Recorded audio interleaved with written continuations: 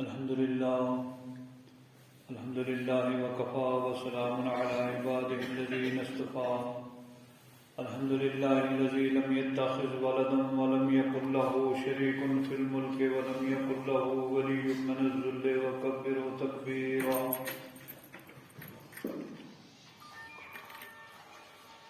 الحمد لله علي الذات عظيم الصفات سميع السمات كبير الشان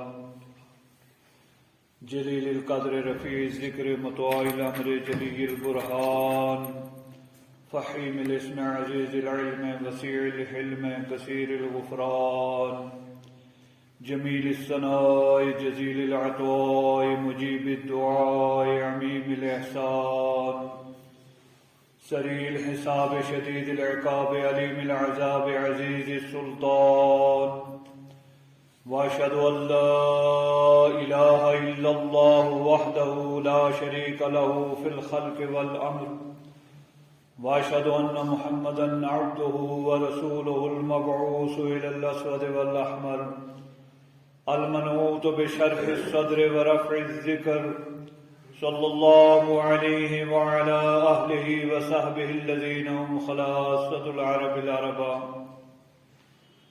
أما بعد فإن خير الحديث كتاب الله وخير الهدي هدي محمد صلى الله عليه وسلم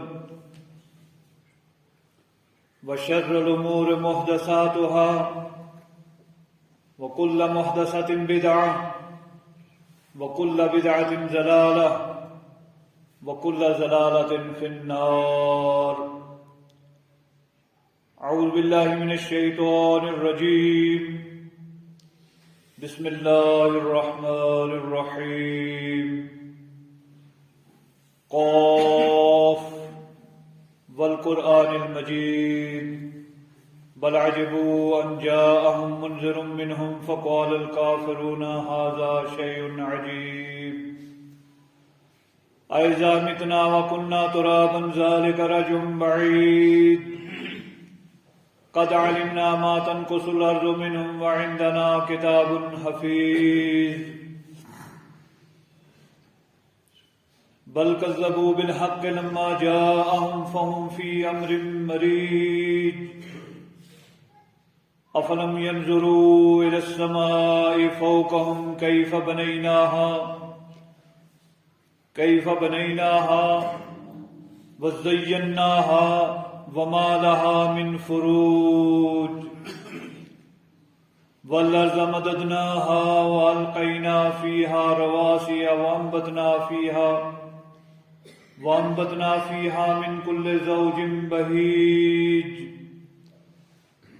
تبصرة وذكرى لكل عبد منيب. ونزلنا من السماء ماء مباركا فأنبتنا به جنات وحب الحصيد والنخل باسقات لها طلع نضيد رزقا للعباد وأحيينا به بلدة ميتا كذلك الخروج. كذبت قبلهم قوم نوح وأصحاب الرس وثمود وعاد وفرعون وإخوان لوط وأصحاب الأيكة وقوم تبع كل كذب الرسل فحق وعيد أفأعينا بالخلق الأول بل هم في لبس من خلق جديد. وقال تعالى ولا تقربوا مال اليتيم إلا بالتي هي أحسن حتى يبلغ أشده وأوفوا الكيل والميزان بالقسط لا نكلف نفسا إلا وسعها وإذا قلتم فاعدلوا ولو كان ذا قربى وبعهد الله أوفوا ذلكم وصاكم به لعلكم تذكرون. وأن هذا صراطي مستقيما فاتبعوه ولا تتبعوا السبل فتفرق بكم عن سبيله ذلكم وصاكم به لعلكم تتقون. إن الله وملائكته يصلون على النبي يا أيها الذين آمنوا صلوا عليه وسلموا تسليما اللهم صل على محمد وعلى آل محمد كما صليت على إبراهيم وعلى آل إبراهيم إنك حميد مجيد اللهم بارك على محمد وعلى آل محمد كما باركت على إبراهيم وعلى آل إبراهيم إنك حميد مجيد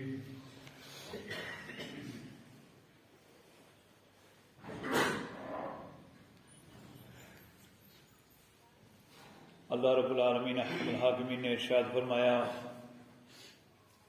وَلَا تَقْرَبُوا مَالَ الْيَتِيمِ إِلَّا بِالَّتِي هِيَ أَحْسَنُ اور نہ قریب جاؤ یتیم کے مال کے مگر اچھے طریقے سے حتیٰ یبلغ اشدہ یہاں تک کہ وہ اپنی جوانی کو پہنچ جائیں بلوغت کو پہنچ جائیں وَأَوْفُوا الْكَيْلَ وَالْمِيزَانَ ناپ تول برابر کرو بالقسط انصاف کے ساتھ لا نکلف نفسا الا وسعها ہم کسی شخص کو اس کی طاقت سے زیادہ تکلیف نہیں دیتے وَإِذَا قُلْتُمْ فَعْدِلُوا وَلَوْ كَانَ ذَا قُرْبَىٰ اور جب بات کرو تو عدل و انصاف کی بات کرو اگرچہ صاحب قرابت کیوں نہ ہو وَأَوْفُوا وَبِعَهْدِ اللَّهِ أَوْفُوا اور جو وعدے اللہ سے کیے ہیں ان کو پورا کرو ذالکم وصاکم بہ لعلکم تذکرون یہ تمہیں تاکیدی حکم دیا جاتا ہے تاکہ تم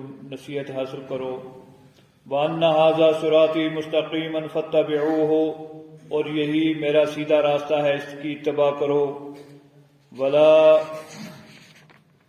تَتَّبِعُوا السُّبُلَ فَتَفَرَّقَ بِكُمْ عَنْ سَبِيلِهِ اور دائیں بائیں کے راستوں پر مت چلو وہ تمہیں سیدھے راستے سے بھٹکا دیں گے ذالکم وصاکم بہ لعلکم تتقون یہ تمہیں تاکیدی حکم دیا جاتا ہے تاکہ تم تقوی اور پرہیزگاری اختیار کرو گزشتہ سے پیوستہ تذکرہ تھا کہ قل تعالوا اتل ما حرم ربکم علیکم آؤ میں تمہیں بتاؤں کہ تمہارے رب نے تمہارے اوپر کیا کیا حرام ٹھہرایا ہے اس ضمن میں 5 چیزوں کا تذکرہ ہوا تھا اور 6 نمبر پر یہ ارشاد فرمایا وَلَا تَقْرَبُوا مَالَ الْيَتِيمِ إِلَّا بِالَّتِي هِيَ أَحْسَنُ یعنی اگر کسی کی سرپرستی میں کفالت میں یتیم ہیں یتیموں کا مال ہے تو ان کے ساتھ حسن سلوک کرنا ہے اس مال کی حفاظت کرنا ہے اس تعلق سے سورہ نساء کے شروع میں متعدد آیات میں پوری تفصیل بیان ہوئی اور سورہ بقرہ میں بھی اور اس میں تذکرہ ہے کہ صحابہ کرام پر یہ معاملہ بڑا گراں گزرا کچھ لوگ ایسے تھے جن کی کفالت میں یتیم تھے اور جب ان کے تعلق سے یہ احکامات نازل ہوئے انہوں نے ان کے لیے کھانا الگ بنانا شروع کیا کھانا بچ گیا مثلا ایک آدمی کا کھانا بنانا ہے سارے لوازمات جدا کرنا پھر اس کو محفوظ رکھنا تو اللہ رب العالمین احکم الحاکمین نے سورہ بقرہ میں ارشاد فرمایا کہ واللہ یعلم المفسد من المصلح اصل یہ ہے اللہ جانتا ہے مصلح کون ہے مفسد کون ہے اصلاح کرنے والا کون ہے بگاڑنے والا اور برباد کرنے والا تباہ کرنے والا کون ہے نقصان پہنچانے والا کون ہے حفاظت کرنے والا کون ہے اصل مقصد ہے حفاظت کرنا وَإِن تُخَالِطُوهُمْ فَإِخْوَانُكُمْ فِي الدِّينِ فرمایا اگر ان کا کھانا پینا تم ساتھ رکھو وہ تمہارے دینی بھائی ہیں تمہارے کو یہ فرض نہیں ہے کہ ایک ایک آدمی اگر کسی کی کفالت میں اس کے لیے کھانا پینا تمام لوازمات الگ کرو وَلَا تَقْرَبُوا مَالَ الْيَتِيمِ سے بھی مراد یہی ہے یتیموں کا مال ہڑپ نہیں کرنا، یتیموں کا مال ضائع نہیں کرنا، یتیموں کا مال برباد نہیں کرنا، الا باللتی ہی احسن، اس کی حفاظت کرنی ہے، اس کی نگرانی کرنی ہے۔ بہت سارے ایسے کیس واقعات ہمارے سامنے آتے ہیں کہ لوگ یہ سوچ کر کہ یتیم بڑے ہو جائیں گے، شعور کو پہنچ جائیں گے اور پھر ہمیں موقع نہیں ملے گا تو ہم جو حد صاف کر سکتے ہیں وہ ابھی سے کر لیں۔ یہ نہیں ہونا ہے۔ اصل مقصد رب الجلال کے فرمان کا یہ ہے کہ یتیموں کے مال کی حفاظت کرنا ہے، ان کے ساتھ حسن سلوک کرنا ہے، ان کے جب تک وہ شعور کو پہنچتے، بلوغت کو پہنچتے، نفع نقصان کو سمجھتے، اگر کسی کی کفالت میں ہیں تو ان کے اس مال کی حفاظت کرو، ان کے ساتھ اچھا سلوک کرو۔ اور پھر لمبی تفاصیل اس میں آتی ہیں کہ اگر ان کے مال قابل تجارت ہے تو تجارت میں لگاؤ، یہ نہیں کہ آپ ان کے مال میں سے ان پر خرچ کرتے رہے، کرتے کرتے مال ختم ہو گیا اور جب وہ بالغ ہوئے تو کنگال و کلاش ہیں، کچھ بھی ان کے پاس نہیں ہے۔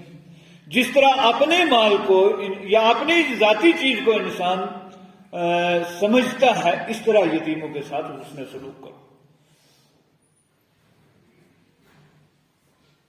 فرمایا وَلَا تَقْرَبُوا مَالَ الْيَتِيمِ إِلَّا بِالَّتِي هِيَ أَحْسَنُ حَتَّى يَبْلُغَ أَشُدَّهُ، اور دوسری بات فرمایا وَأَوْفُوا الْكَيْلَ وَالْمِيزَانَ بِالْقِسْطِ، ناپ تول برابر انصاف کے ساتھ کرو، ناپ تول میں کمی نہ کرو۔ قرآن پاک میں اللہ رب الجلال نے امم سابقین کے واقعات بیان فرمائے ہیں، ان میں سے حضرت سیدنا شعیب علیہ السلام کا واقعہ بیان ہوا ہے۔ ہر نبی اپنی قوم کے پاس جو پیغام لے کر گئے، ان پیغامات کو اللہ تعالیٰ نے بیان کیا ہے۔ سب سے پہلا حکم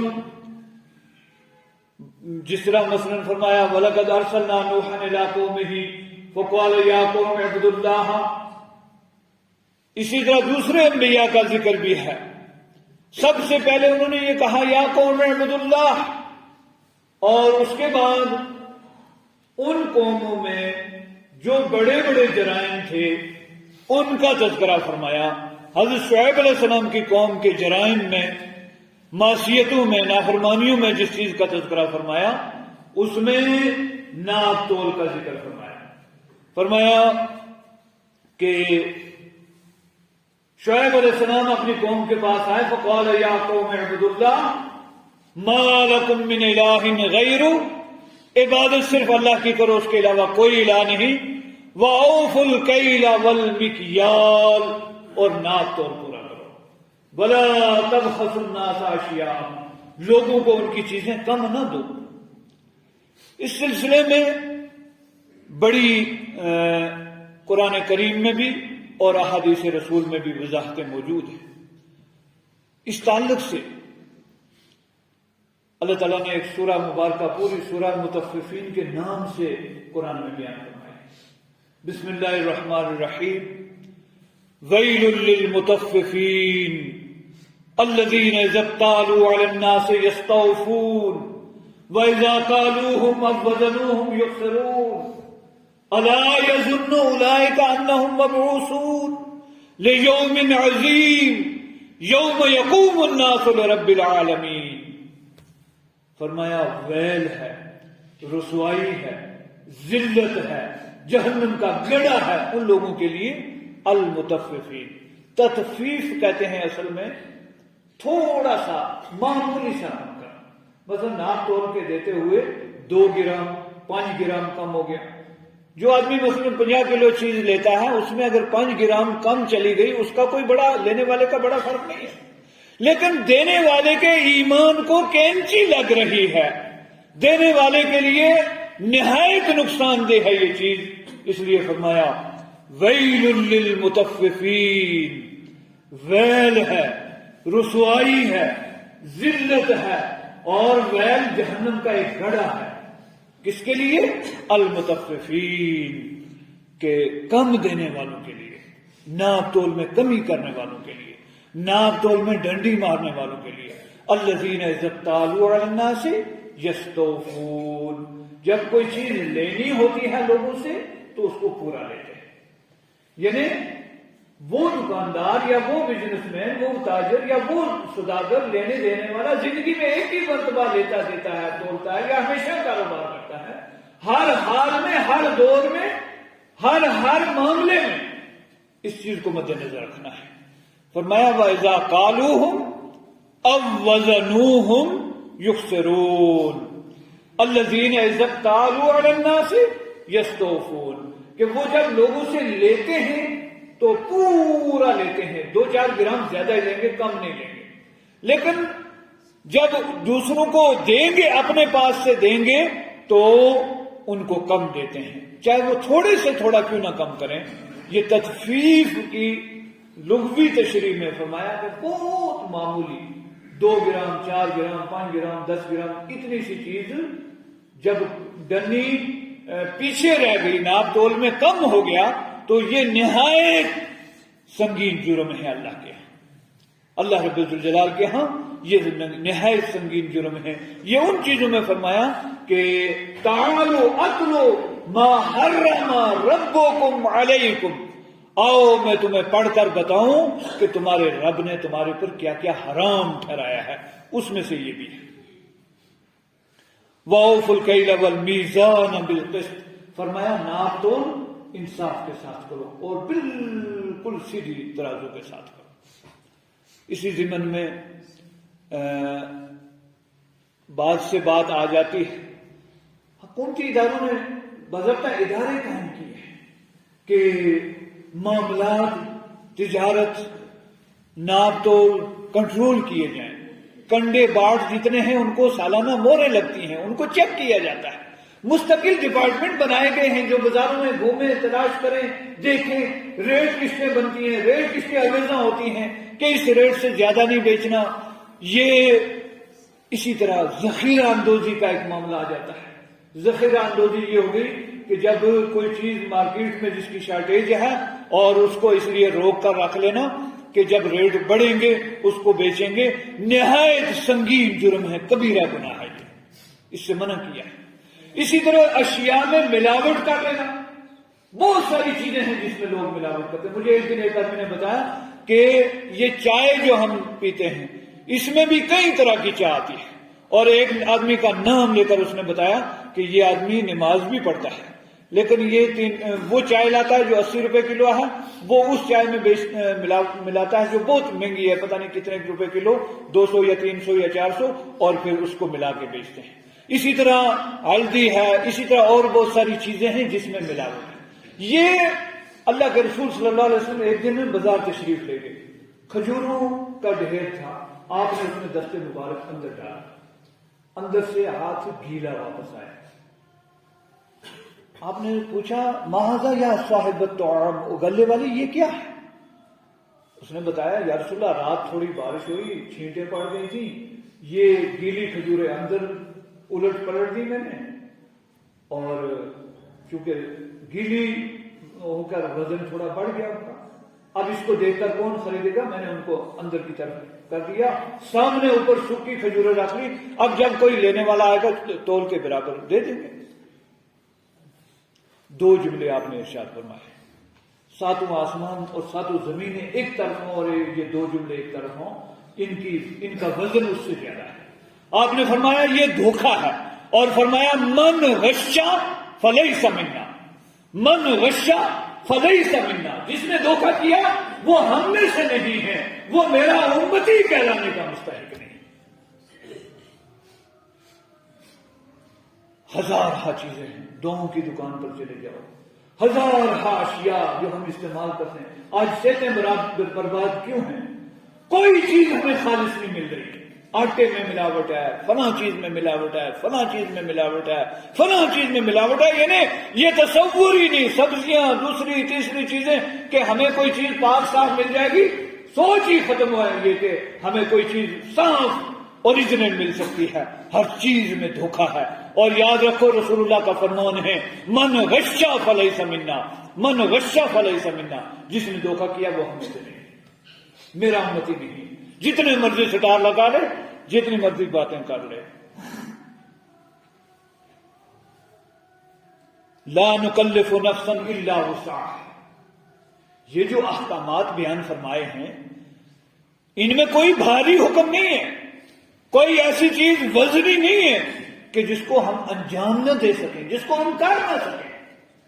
اس لیے فرمایا ہم کسی شخص پر اس کی طاقت سے زیادہ بوجھ نہیں ڈالتے، کسی کو لا یکلف اللہ نفسا الا وسعها، اللہ تعالیٰ کسی نفس کو مکلف نہیں بناتا، کسی آدمی کو تکلیف نہیں دیتا الا وسعها، مگر اس کی طاقت کے مطابق۔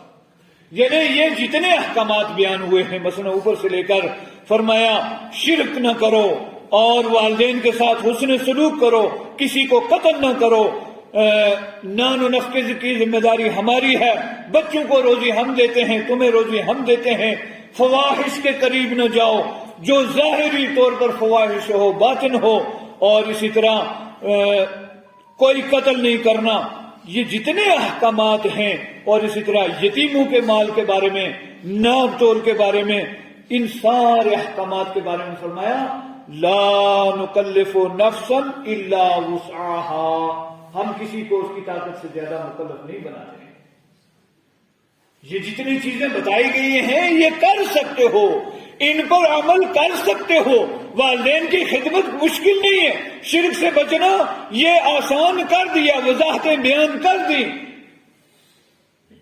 ناپ تول میں برابری کرنا، یتیموں کے مال کی حفاظت کرنا، یا جتنے احکام ہیں ان میں سے کوئی حکم ایسا نہیں جو نہایت مشکل ہو۔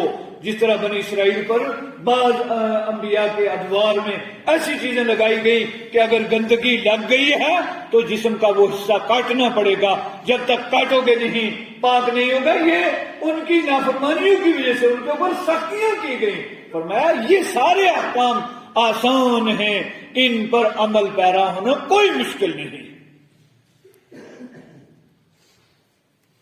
وَإِذَا قُلْتُمْ فَاعْدِلُوا، اور جب بات کرو عدل کرو، انصاف کرو، وَلَوْ كَانَ ذَا قُرْبَىٰ، اگرچہ اس کی زد میں آنے والا تمہارا قریبی کیوں نہ۔ کتنے عظیم احکامات ہیں، کتنے جامع احکامات ہیں رب ذوالجلال کے فرمان۔ آج اگر ہمارے سماج اور معاشرے میں اس چیز پر عمل ہو جائے، کہاں بگاڑ رہ سکتا ہے؟ کوئی بگاڑ نہیں آئے گا، امن ہی امن ہوگا، سکون ہی سکون ہوگا، اور وہ زندگی کے نمونے ہمیں دیکھنے کو ملیں گے جو رسول اللہ صلی اللہ علیہ وسلم کے صحابہ کرام میں تھے، رسول اللہ صلی اللہ علیہ وسلم کے ان شاگردوں کے دور میں تھے، کہ جہاں عمر بن خطاب رضی اللہ تعالیٰ عنہ کے سیرت اٹھا کر دیکھو، ایک نہیں بے شمار واقعات ہیں، علی المرتضیٰ رضی اللہ تعالیٰ عنہ کے بے شمار واقعات ہیں، خود امام کائنات فخر موجودات اپنے گھر کے بارے میں فرماتے ہیں۔ ایک خاتون تھی، چوری کے کیس میں پکڑی گئی بنو تمیم سے، بلادری والوں نے سوچا کہ اس کا ہاتھ کٹے گا، ساری بلادری کا نک کٹ جائے گا، اور شرم ہے ہمارے لیے یہ کہ ہماری عورت نے چوری کی اور اس کا ہاتھ کٹ گیا۔ کوئی بندہ تلاش کرو جو سفارشی ہو، رسول اللہ صلی اللہ علیہ وسلم کے دربار میں سفارش کرے کہ اگر اس کو چھوڑ دیا جائے، معاف کر دیا جائے، کوئی اور معاملہ کر لیا جائے۔ کون ہے؟ حب رسول اللہ صلی اللہ علیہ وسلم، رسول اللہ کا محبوب ترین صحابی رسول ہے حضرت اسامہ بن زید، وہ زید بن حارثہ رضی اللہ عنہ جن کا تذکرہ قرآن کریم میں ہے، فلما قضى زید منہا وطرا زوجناکہا لکی لا یکون علی الناس حرج، اس زید کا بیٹا ہے، کالا کلوٹا ہے، غلام ہیں، غلام کے بیٹے ہیں، لیکن یہاں امام کائنات ہیں، فخر موجودات ہیں، سید ولد آدم ہیں، سید البشر ہیں، سید الانس والجان ہیں، ان کے ہاں معیار تقوی اور پرہیزگاری ہے۔ حب رسول اللہ کون ہیں؟ اسامہ بن زید رضی اللہ تعالیٰ عنہ ہیں۔ ان کو بھیجا گیا اللہ کے رسول صلی اللہ علیہ وسلم کی خدمت میں کہ یا رسول اللہ، بڑی بلادری کا مسئلہ ہے، اگر اس کا ہاتھ کٹ جائے گا ساری بلادری شرمسار ہوگی، لہذا اس سلسلے میں اگر کوئی ترمیم کی جائے، سوچا جائے۔ اللہ کے رسول صلی اللہ علیہ وسلم نے ارشاد فرمایا انما ہلک من کان قبلکم، تم سے پہلے لوگ کیوں ہلاک ہوئے، کیوں برباد ہوئے، پہلی قومیں کیوں تباہ برباد ہوئی؟ کانوا اذا سرق فیہم الضعیف اقاموا علیہ الحد، کہ جب کوئی کمزور چوری کرتا تو اس پر وہ حد قائم کرتے، اور اگر کوئی بڑا آدمی چوری کرتا تو اس کو معاف کر دیتے، درگزر کر دیتے۔ اور پھر اس کے بعد وہ قیمتی الفاظ ارشاد فرمائے کہ ساری دنیا کا سونا ان کے مقابلے میں ہیچ ہے۔ وَأَيْمُ اللَّهِ لَوْ أَنَّ فَاطِمَةَ بِنْتَ مُحَمَّدٍ سَرَقَتْ لَقَطَعَ مُحَمَّدٌ يَدَهَا، اور کما قال علیہ الصلوۃ والسلام، فرمایا ایم اللہ، اللہ کی قسم، اگر میری بیٹی فاطمہ بھی چوری کرے گی تو میں اس کا ہاتھ کاٹوں گا۔ میں یہ شریعت کے اصول ہیں، یہ فرامین ہیں، یہ قوانین ہیں۔ فرمایا اذا قلتم فاعدلوا ولو كان ذا قربى، اس پر یہ عمل ہے حضرت محمد رسول اللہ صلی اللہ علیہ وسلم کا کہ جب بات کرو عدل کی کرو، انصاف کی کرو، ولو كان ذا قربى، اگر کہ اس کی ذات میں تمہارا کوئی قریبی کیوں نہ آئے۔ ہم اگر اس پر عمل پیرا ہوں تو کتنی آسانیاں ہوں۔ وَبِعَهْدِ اللَّهِ أَوْفُوا، اللہ سے جو وعدہ کیے ہیں وہ پورے کرو۔ اللہ سے متعدد وعدے ہیں، ایک وعدہ عالم ارواح میں ہم کر کے آئے ہیں، وَإِذَا أَخَذَ رَبُّكَ مِن بَنِي آدَمَ مِن ظُهُورِهِمْ ذُرِّيَّتَهُمْ وَأَشْهَدَهُمْ عَلَىٰ أَنفُسِهِمْ أَلَسْتُ بِرَبِّكُمْ قَالُوا بَلَىٰ، ہم سب کے سب یہ کہہ کر آئے ہیں۔ اللہ نے فرمایا تھا اس وقت کہ انی اشہد علیکم السماوات السبع والارضین السبع وابوکم آدم، میں 7 آسمان 7 زمینیں اور تمہارے باپ آدم کو گواہ بناتا ہوں، تم یہ میرے ساتھ وعدہ کر کے جا رہے ہو۔ الست بربکم، کیا میں تمہارا رب ہوں کہ نہیں؟ ہم وہاں یہ وعدہ کر کے آئے کہ اللہ تو ہمارا رب ہے، واحد لا شریک ہے، پھر دنیا میں شرک نہیں کرنا، یہ اس وعدے کے خلاف ورزی ہے۔ وَإِذَا، فرمایا کہ جو وعدے کیے ہیں ان کو پورا کرو۔ وَبِعَهْدِ اللَّهِ أَوْفُوا، اور اس میں یہ عہد بھی ہے جب ہم یہ اقرار کرتے ہیں اشہد اللہ الہ الا اللہ وحدہ لا شریک لہ واشہد ان محمدا عبدہ ورسولہ، اس کا بھی لحاظ رکھنا ہے۔ وضو کر کے آئے، قبلہ روح ہو کر کھڑے ہوئے، تکبیر تحریمہ کہہ لی، اور اس کے بعد یہ پڑھ لیا ایاک نعبد و ایاک نستعین، اور پھر سلام پھیرا، تو اس کے بعد پھر شیئن للہ، چونک ادائے مستمن، اور فنا اور فنا اور فنا، یا فنا یا فنا یا فنا، اور اتنا کچھ خرافات ناقابل بیان جو سب کا سب اس کے خلاف جا رہا ہے۔ وَبِعَهْدِ اللَّهِ أَوْفُوا، جو اللہ سے وعدے کیے ان کو پورا کرو۔ جب رسول اللہ کا کلمہ ہم نے پڑھا تو پھر رسول اللہ کے فرامین پر عمل کرنا ہے، پھر رسول اللہ کے فرامین کو منزل من اللہ سمجھ کر اس کے مطابق مکمل پیرا دینا ہے۔ وَبِعَهْدِ اللَّهِ أَوْفُوا ذَلِكُمْ وَصَّاكُمْ بِهِ لَعَلَّكُمْ تَذَكَّرُونَ، فرمایا یہ تمہیں تاکیدی حکم دیے جاتے ہیں تاکہ تم متقی بنو، پرہیزگار بنو، اس کی خلاف ورزی نہ کرو. وَأَنَّ هَذَا صِرَاطِي مُسْتَقِيمًا فَاتَّبِعُوهُ وَلَا تَتَّبِعُوا السُّبُلَ فَتَفَرَّقَ بِكُمْ عَنْ سَبِيلِهِ، اور یہ میرا سیدھا راستہ ہے. اللہ تعالیٰ فرماتا ہے وَأَنَّ هَذَا صِرَاطِي مُسْتَقِيمًا. بہت ساری باتیں ہیں، وقت جمعے کا مختصر ہوتا ہے، آدمی تفصیل سے ساری باتیں نہیں کر پاتا ہے. لفظ صراط واحد استعمال کیا ہے، لفظ صراط واحد استعمال کیا.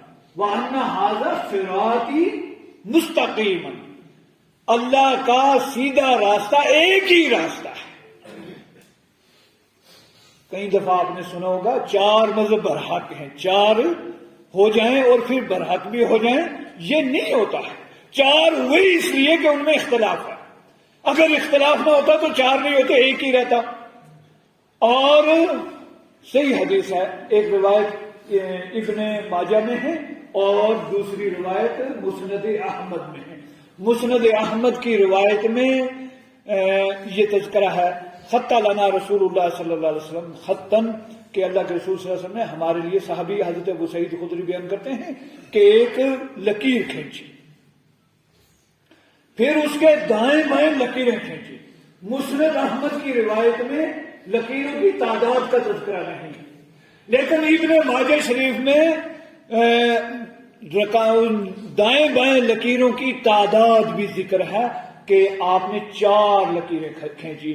ایک درمیان میں لکیر کھینچی لمبی، پھر اس کے دائیں 2 لکیریں کھینچی اور بائیں 2 لکیریں کھینچی، اور پھر آپ نے فرمایا یہ درمیان کا راستہ میرا سیدھا راستہ ہے، اور یہ جو دائیں بائیں راستے ہیں یہ شیطان کے راستے ہیں.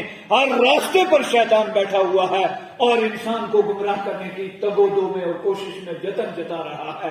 اور یہ ابن ماجہ میں یعنی ان لکیروں کی تعداد بھی بیان ہوئی ہے. مسند احمد میں لکیروں کی تعداد بیان نہیں ہوئی، لیکن وہاں یہ بیان موجود ہے خط لنا رسول اللہ صلی اللہ علیہ وسلم خطن، کے درمیان میں ایک لکیر کھینچی اللہ کے رسول صلی اللہ علیہ وسلم نے، پھر اس کے دائیں بائیں لکیریں کھینچی، اور پھر اس کے بعد آپ نے یہ آیت کریمہ تلاوت فرمائی وَأَنَّ هَذَا صِرَاطِي مُسْتَقِيمًا فَاتَّبِعُوهُ وَلَا تَتَّبِعُوا السُّبُلَ فَتَفَرَّقَ بِكُمْ عَنْ سَبِيلِهِ. یہ میرا سیدھا راستہ ہے، اس کی اتباع کرو، اور اس کے دائیں بائیں جو راستے ہیں ان پر مت چلو، کیونکہ ان پر چل کر تم رائے راست سے بھٹک جاؤ گے، سیدھے راستے سے بھٹک جاؤ گے. یہ ہے دین، یہ ہے دین. رسول اللہ کے دور میں کیا کیا موجود تھا. آج دنیا میں ہزاروں چیزیں ہیں. ہم سنتے ہیں فجر کی نماز کے بعد اکثر و بیشتر مساجد میں آج کل اردو کے اشعار ہیں یا فارسی کے اشعار ہیں، کسی شاعر کے شعر ہیں، اس نے اپنے عقیدت میں کیا کیا کہا، ہمیں اس سے بحث نہیں ہے، لیکن وہ اردو کے اشعار ہیں یا پنجابی کے اشعار ہیں یا کسی دوسری زبان کے اشعار ہیں. وہ دین نہیں ہے، وہ شریعت نہیں ہے، ان کے پڑھنے میں ثواب نہیں ہے. اور کتابیں ہیں، بڑی تعداد میں کتابیں ہیں، یہ 400 سال بعد لکھی گئی، یہ 600 سال بعد لکھی گئی، یہ 1000 سال بعد لکھی گئی، یہ 1200 سال بعد لکھی گئی. رسول اللہ کے دور میں جب آپ یہ اعلان کر رہے ہیں، جب قرآن آپ کی زبان سے یہ اعلان کروا رہا ہے، جب عرش والا خالق ارض و سماوات محمد رسول اللہ کی زبان سے یہ اعلان کروا رہا ہے ان ھذا صراطی مستقیما فاتبعوه ولا تتبعوا السبل فتفرق بكم عن سبیلہ. اس وقت کیا موجود تھا؟ صرف اور صرف اللہ کا قرآن تھا اور محمد رسول اللہ کے فرامین تھے. یہی دین ہے، یہی دین ہے. بعد میں آنے والی کوئی چیز دین نہیں بن سکتی، چاہے ساری دنیا اس کو اپناتی رہے. اور میں نے یہ بات کئی بار کہی ہے، اور قرآن کریم میں یہ 2 جگہ اللہ رب الجلال نے، ایک اسی سورہ میں اور ایک سورہ یونس میں بیان فرمایا ہے، جس کا مختصر خلاصہ ہے اللہ کے رسول صلی اللہ علیہ وسلم کی حیثیت، شخصیت وہ شخصیت ہے کہ ساری دنیا میں 1,24,000 کم و پیش جتنے انبیاء اور رسول تشریف لائے، ان سب میں آپ کا مقام بلند ہے۔ قیامت کے دن آپ کی امت سب سے زیادہ ہوگی، جنت میں جانے والوں میں آپ کی امت کی تعداد سب سے زیادہ ہوگی۔ لیکن اگر روئے زمین پر ایک آدمی بھی، ایک بشر بھی، ایک انسان بھی آپ کا کلمہ نہ پڑھتا، تب بھی آپ کی شان میں کوئی کمی واقع ہونے والی نہیں تھی، اس لیے کہ اللہ نے فرمایا وَكَفَى بِاللَّهِ شَهِيدًا، آپ اللہ کے رسول ہیں، اس پر اللہ شاہد ہے، اللہ گواہ ہے کہ آپ سچے رسول ہیں، برگزیدہ رسول ہیں، اور تمام رسولوں کے سربراہ ہیں، تمام ولد آدم کے سردار ہیں، تمام مخلوق کے سردار ہیں۔ اگر ایک بھی آپ کا کلمہ پڑھنے والا نہ ہوتا تب بھی آپ کی شان میں کوئی کمی واقع ہونے والی نہیں تھی، لیکن آپ کی شان، آپ کا مقام اتنا بلند ہے کہ جس کی کوئی انتہا نہیں۔ اور یہ یاد رکھو، جب آپ یہ آیت تلاوت فرما کر ہمارے سامنے دین بیان کر رہے ہیں، اس وقت روئے زمین پر دین نام کی 2 ہی چیزیں ہیں، ایک اللہ کا قرآن ہے اور دوسرا محمد الرسول اللہ کا فرمان ہے۔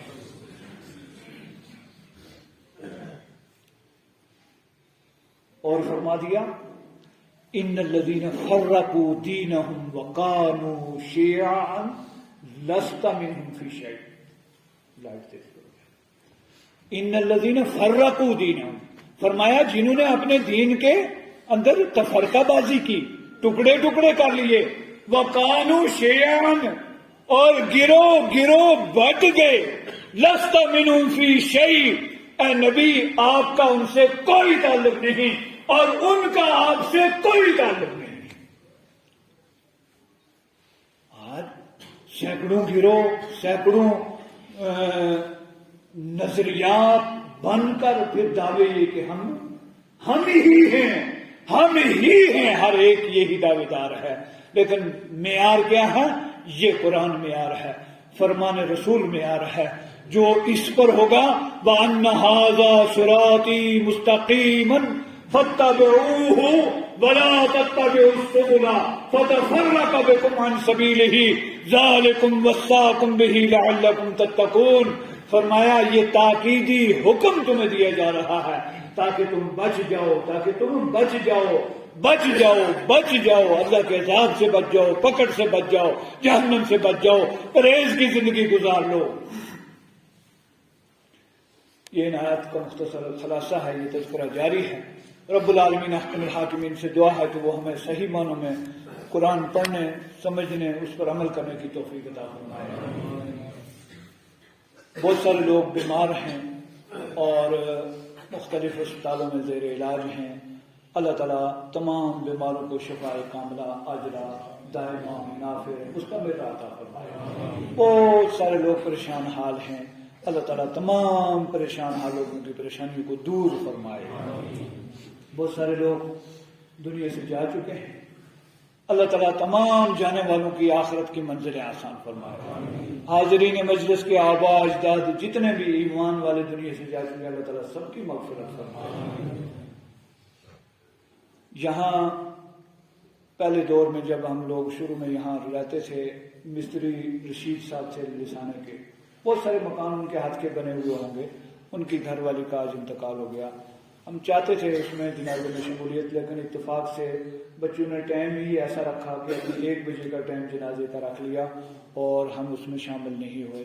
اللہ تعالیٰ ان کی مغفرت فرمائے۔ مستری صاحب بھی فوت ہو گئے، 2-3 سال ہو گئے، اللہ تعالیٰ ان کی بھی مغفرت فرمائے، ان کی اہلیہ کی مغفرت فرمائے۔ توحید پرست تھے وہ لوگ، اللہ تعالیٰ ان کی آخرت کی منزلیں آسان فرمائے۔ یہ بات میں نے کئی بار کہی ہے، جمعے کے دن اگر کوئی جنازہ ہو تو عموماً لوگ 1 بجے 12:30 بجے ایسا ٹائم رکھ لیتے ہیں کہ جس میں ہم محروم ہو جاتے ہیں، جنازے میں شمولیت نہیں کر پاتے ہیں۔ اگر کوئی آدمی اپنے ذہن میں یہ تصور رکھتا ہے کہ جمعے کے اس میں تدفین کار خیر ہے تو جمعے کا دن 24 گھنٹے ہوتا ہے، رات کے 12 بجے سے لے کر آنے والے 12 بجے تک، رات کے 12 بجے تک یہ جمعہ ہی شمار ہوگا۔ اور جمعے کی جو ساعت قبولیت دعا کی ساعت ہے اس کے بارے میں اکثر اہل علم کا کہنا ہے کہ وہ عصر کی نماز سے لے کر مغرب کی نماز کے درمیان ایک گھڑی ہے، جس میں چونکہ جمعے میں ایک گھڑی ہے فی ساعت، فرمایا رسول اللہ صلی اللہ علیہ وسلم نے جو آدمی بھی اس میں دعا کر رہا ہوگا اللہ تعالیٰ اس دعا کو قبول فرمائے گا، اور اس کے لیے اکثر احادیث کی روشنی میں وہ گھڑی عصر کی نماز سے لے کر مغرب کی نماز تک کی ہے۔ جمعے کے ٹائم بہت سارے زندے لوگوں کے جمعے متاثر کرنا یہ مناسب نہیں۔ جمعے کے وقت لوگوں کو جمعہ پڑھنے دینا چاہیے، اور تدفین یا تو پہلے ٹائم کر لو یا پھر بعد میں کرو۔ جمعے کے وقت دفن کرنا یہ کہیں بھی کسی لکھے پڑھے میں ثابت نہیں ہے، بلکہ الٹا اس متوفی پر یہ بوجھ ہے۔ اگر 150 آدمی کا جمعہ چھوٹ گیا، جمعہ عظیم جمعہ ہے، عظیم عبادت ہے، اور میں نے کئی مرتبہ جمعے کے تعلق سے گفتگو کی ہے کہ رسول اللہ صلی اللہ علیہ وسلم کا یہ صحیح فرمان ہے کہ میں نے ارادہ کیا کہ میں لکڑیاں جمع کرواؤں، پھر آذان دلوائی جائے، پھر کسی آدمی کو اپنی جگہ میں امامت پر کھڑا کروں، اور پھر میں جا کر دیکھوں جو لوگ جمعے میں حاضر نہیں ہوتے ان کو میں گھروں میں زندہ جلا کے آ جاؤں۔ یہ فرمان ہے حضرت رسول اللہ صلی اللہ علیہ وسلم۔ تو اللہ تعالیٰ اس مائی کی مغفرت فرمائے، کر جنت الفردوس میں اعلیٰ مقام عطا فرمائے، ورثہ کو صبر جمیل اور اجر عظیم عطا فرمائے۔ اے اللہ جتنے بیمار ہیں سب کو